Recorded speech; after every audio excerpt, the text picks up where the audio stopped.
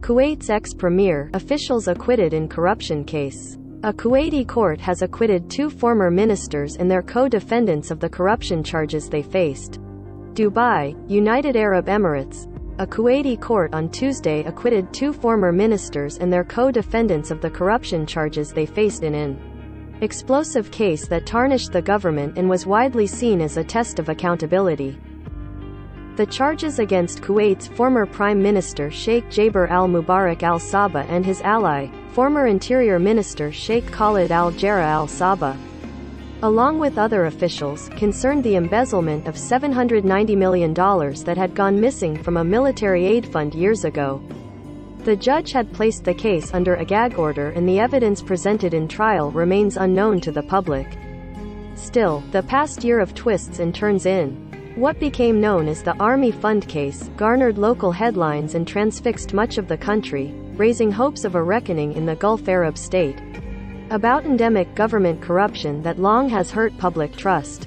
In the fall of 2019, Kuwait's former defense minister pressed for an investigation into the missing millions, triggering the downfall of the government when ministers refused to stand for questioning in parliament. Other scandals entrapping Kuwaiti officials that later came to light have further damaged the country's reputation, including a scheme to loot billions of dollars from a Malaysian sovereign wealth fund. In an unprecedented move last year, Kuwait's court ordered the 2 former ministers and royal family members, Sheikh Jaber and Sheikh Khalid, detained pending trial. But the ministerial court on Tuesday ruled that the prosecution had failed to prove its case against the officials, clearing them of all charges.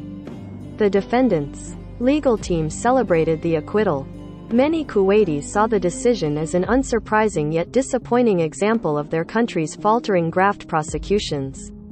Activists on social media say the acquittal made a mockery of the government's highly publicized push to root out corruption.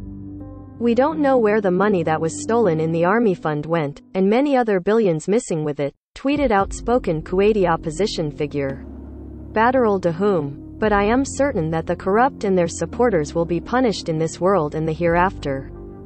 Lawmakers in Kuwait's rowdy National Assembly vowed to request a special parliamentary session next week to revive a probe into the missing military funds.